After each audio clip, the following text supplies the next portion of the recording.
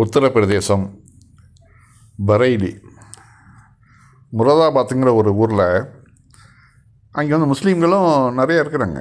பரேலி வந்து முஸ்லீம்கள் அதிகமாக இருக்கக்கூடிய ஒரு ஏரியா. அங்கே வந்து ஒரு டாக்டர் என்ன பண்ணுறாரு, ஒரு ஹிந்து டாக்டர், அவர் கூட வேலை செய்யக்கூடிய ஒரு முஸ்லீம் டாக்டர். அந்த முஸ்லீம் டாக்டருக்கு அவரோட ஒய்ஃபும் ஒரு doctor.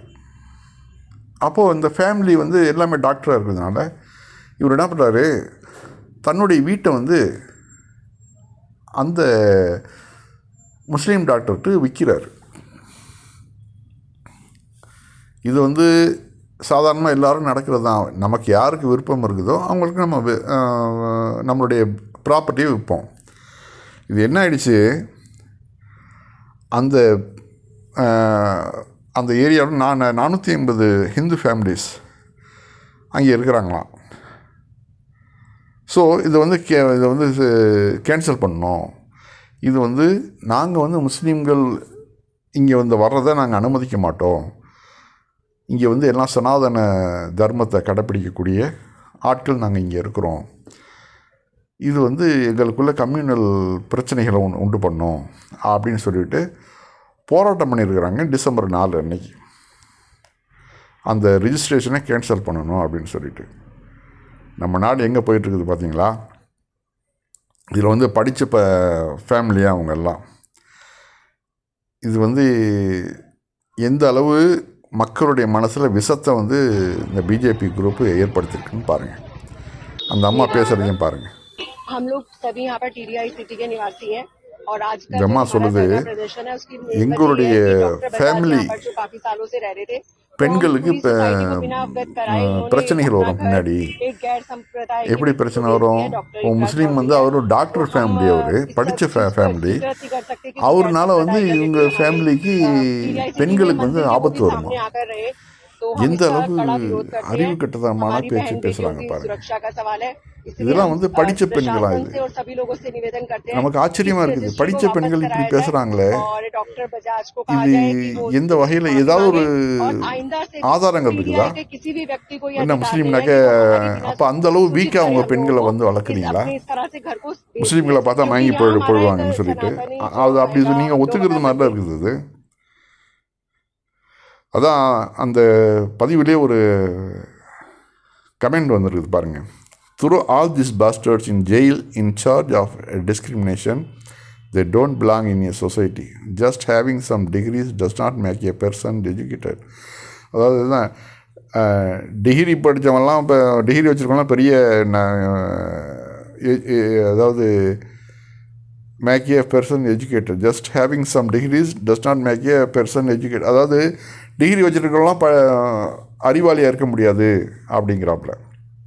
India is going down the hill very fast and responsibility solely lies on the Modi government for spreading and encouraging hatred. இந்த மாதிரி வெறுப்பை வளர்த்ததில் மோடி அரசாங்கத்துக்கு ரொம்ப ரொம்ப பெரிய பங்கு இருக்குது. இந்த பெண்ணு பேசுனது எவ்வளவு வந்து அந்த மக்கள் மனதில் விஷம் விதைக்கப்பட்டிருக்குங்கிறதுக்கு ஒரு எக்ஸாம்பிள் தான் இவங்க பண்ணுறது. இப்போ போராட்டம் பண்ணியிருக்கிறாங்க. நாளைக்கு வந்து தீர்ப்பு என்ன வருதுன்னு தெரியல. விற்றது தான், அதை கேன்சல் பண்ணுவாங்க. வேறு ஒரு ஹிந்து வந்து வாங்கிக்காப்பில். ஒரு முஸ்லீம் டாக்டர் ஃபேமிலி, அவரும் முஸ்லீமு, அவருடைய மனைவியும் முஸ்லீமு. ஆனால் பாருங்கள், இதுதான் வந்து நம்ம இந்தியாவுடைய வாழ்வு முறை இப்போ மாறிக்கிட்டு இருக்குது வட மாநிலங்களில். அடுத்தாப்பில் இன்னொன்று ஒரு செய்தி பாருங்கள். அதாவது மம்தா பானர்ஜி வந்து அவருடைய ஸ்பீக் பர்சன் வந்து சொல்லியிருக்காப்புல,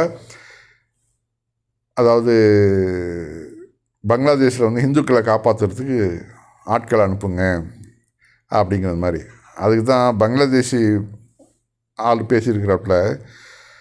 இங்கே வந்து இந்துக்கள் இந்தியாவில் ரொம்ப கொடுமைப்படுத்தப்படுறாங்க, அதனால் இந்துக்களை சரி பண்ணி முஸ்லீம்களை காப்பாற்றுறதுக்கு ஐநா வந்து ஏதாவது ஏற்பாடு பண்ணணும் அப்படின்னு சொல்லிட்டு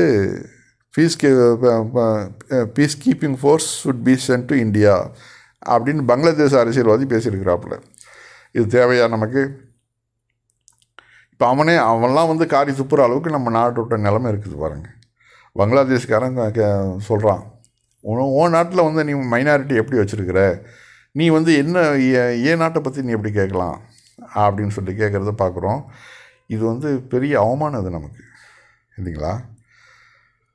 அதான் ஒரு பங்களாதேஷி அதில் இந்த பதிவில் ஒரு பங்களாதேஷி வந்து பேசியிருக்கிறாப்புல பாருங்கள். அதை மொழி மாற்றம் பண்ணி போட்டிருக்கிறேன் பாருங்கள். பங்களாதேஷில் நாம் அனைவரும் இந்துக்கள், முஸ்லீம்கள், பௌத்தர்கள், கிறிஸ்தவர்கள் மற்றும் பலர் அமைதியாக ஒன்றாக வாழ்கிறோம். நமது ஒற்றுமையின் நல்லிணக்கம் தான் இந்தியாவை தொந்தரவு செய்கின்றன. எங்களுடைய ஒற்றுமையை அவர்களால் சகித்து கொள்ள முடியாததால் பல்வேறு சக்திகளை ஒன்றிணைத்து வங்கதேசத்துக்கு எதிராக பிரச்சாரம் செய்கின்றனர். மறுபுறம் முழு உலகமும் இந்தியாவின் கடந்த காலத்தையும் நிகழ்காலத்தையும் பற்றி அறிந்திருக்கிறது.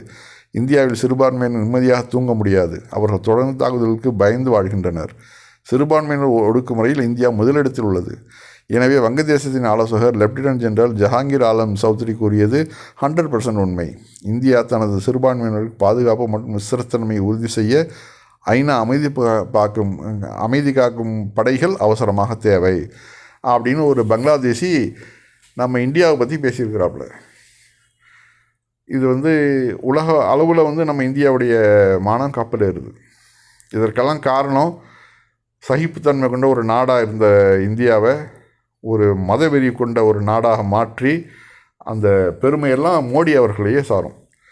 ஆனால் அந்த வன்முறை, இந்த இந்துத்துவா மோடியே ஒரு நாள் பதம் பார்க்கும் கண்டிப்பாக. ஏன்னா இவர் தானே வளர்த்து விட்டது. அதே அந்த இந்துத்துவா மோடியை ஒரு நாளைக்கு நிறுத்தி வச்சு கேள்வி கேட்கும். நீங்கள் வேணால் பாருங்கள் இது நடக்குதா இல்லையான்ட்டு. கண்டிப்பாக நடக்கும் நம்ம இந்தியாவில்.